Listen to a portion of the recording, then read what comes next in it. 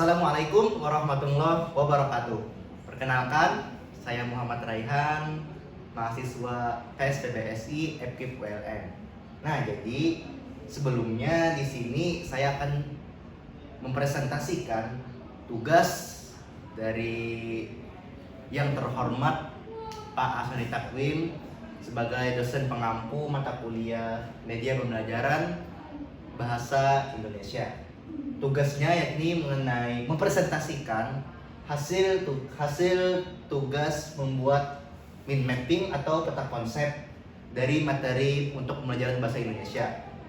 Sebelumnya saya sudah melakukan wawancara secara tidak langsung dengan salah satu mahasiswa yang sedang menjalani asistensi mengajar di salah satu sekolah di SMA Banjarmasin.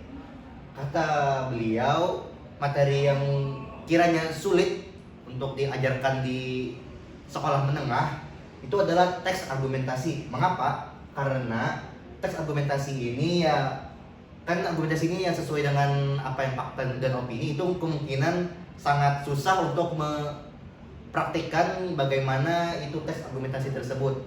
Baik, langsung saja kita mulai. Peta konsep bukan sembarang peta konsep. Peta konsepnya teks argumentasi.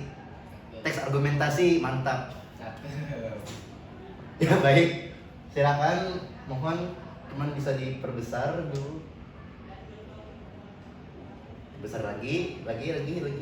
Iya. Nah, yang pertama dalam pembahasan untuk peta konsep materi teks argumentasi itu yakni mengenal teks argumentasi. Nah, tentu kan ada kata pepatah, tak kenal maka tak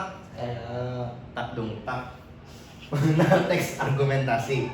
Jadi kita sebagai seorang pendidik, pendidik ya, sekarang bukan lagi yang disebutkan sebagai pengajar ataupun guru.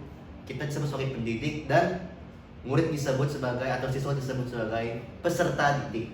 Jadi pendidik ini dalam langkah pertama atau pertemuan pertama, kita sebagai pendidik harus memperkenalkan apa itu teks argumentasi. Yakni pengertian teks argumentasi, bla bla bla bla bla, panjang kan. Terus tujuannya apa dia buat teks argumentasi tersebut. Setelah itu, kalau masih ada waktunya ya kalau misalnya ada waktunya gitu, di pembelajaran bahasa Indonesia itu boleh ditambahkan ciri dan struktur teks argumentasi. Itu kalau ada waktunya. Kalau tidak ada, pertemuan selanjutnya saja bisa dijelaskan mengenai ciri dan strukturnya. Cara menjelaskan ciri dan strukturnya ini bisa kita berikan teks argumentasi yang sudah kita pilih atau yang sudah kita buat, diberikan kepada peserta didik. Kita suruh cari apa ciri dari teks argumentasi itu secara khasnya. Lalu strukturnya itu mungkin hanya luarannya saja. Ya, silahkan lanjut. Bawah. Nah, setelah pertemuan 1, 2, 3 kemungkinan kan, 1 itu pengertian teks argumentasi, pertemuan keduanya ciri teks argumentasi, pertemuan ketiganya struktur teks argumentasi. Lalu kita masuk ke pembahasan yang kedua, yakni ide pokok teks argumentasi. Nah teman-teman, setiap teks itu pasti memiliki yang namanya ide pokok atau gagasan utama. Jadi bisa kita jelaskan ke murid-murid mengenai pengertian dan jenis ide pokok. Nah, ide pokok ini kan teman-teman sudah tahu ada 3. Dulunya ada 3, sekarang ada 2 saja, yakni dari kalimat pertama dan kalimat terakhir atau deduktif dan induktif. Nah, kita jelaskan kepada peserta didiknya mengenai ide pokok dalam teks argumentasi itu seperti apa sih. Nah, terus kita berikan contoh ide pokok dari teks argumentasi tersebut. Lanjut ke bawah lagi. Bawah.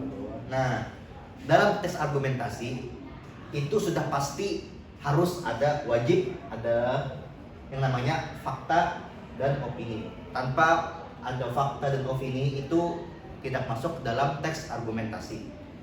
Nah, jadi bisa kita jelaskan nanti di pertemuan selanjutnya mengenai apa sih itu pengertian fakta apa sih itu pengertian opini. Terus kalau sudah mengerti apa itu pengertiannya, bisa kita berikan ciri-ciri fakta dan opini. Fakta itu dari lapangannya langsung, sedangkan opini itu dari pendapat kita mengenai dari lapangannya langsung. Lalu setelah itu kita berikan contohnya. Nah, contoh ini bisa kita pilih lagi atau bisa kita ambil dari teks yang sudah kita berikan di pertemuan sebelumnya. Nah, terus setelah pertemuan ini terakhir ke bawah, yakni menciptakan, memproduksi teks argumentasi. Nah, di sini pendidik akan menyuruh para peserta didiknya yakni dengan menyusun rancangan garis besar teks argumentasi. Mungkin bisa diberikan dulu temanya apa, tentang apa yang akan tentang apa yang akan ditulis di teks argumentasi tersebut. Setelah itu, lalu rancangan tadi itu kita kembangkan menjadi teks argumentasi yang sesuai dengan strukturnya. Nanti ada yang pertama pernyataan umum, lalu mengenai faktanya, dan di bawahnya dengan opininya. Terakhir bisa disimpulkan. Setelah itu sudah. Nah, terus mengenai materinya itu sudah selesai ya. Terakhir itu ya memang harus ada penciptaannya atau luarannya. Terus selanjutnya, nah mengenai media yang digunakan, menurut saya sendiri, menurut saya pribadi, menurut saya media yang cocok itu digunakan adalah Padlet. Mengapa Padlet? Yang pertama, saya merasa Padlet ini cocok untuk menuliskan beberapa pendapat dari peserta didik yang lainnya itu digabungkan dan ditampilkan dalam satu slide atau salidia. Itu lumayan keren.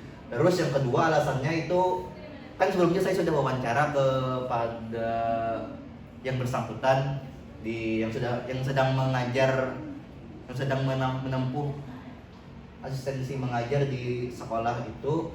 Kata beliau, media Padlet ini sangat cocok untuk pembelajaran teks argumentasi. Mengapanya saya masih belum mendalami ya apa yang menjadi alasan beliau itu mengambil Padlet ini sangat cocok. Mungkin karena ya mudah daripada Quizizz kan atau Kahoot. Mungkin Padlet ini lebih mudah digunakan untuk pendidiknya juga peserta didiknya. Nah, mungkin itu saja yang bisa saya jelaskan. Kurang lebihnya mohon maaf. Ya mungkin nanti akan disambung dengan bagaimana cara menggunakan Padletnya dengan saya, menurut saya ya. Ya mungkin itu saja, saya ucapkan terima kasih. Padlet sangat cocok untuk pembelajaran teks argumentasi. Padlet sangat cocok untuk pembelajaran teks argumentasi. Terima kasih. Assalamualaikum warahmatullahi wabarakatuh. Ya sudah lanjut.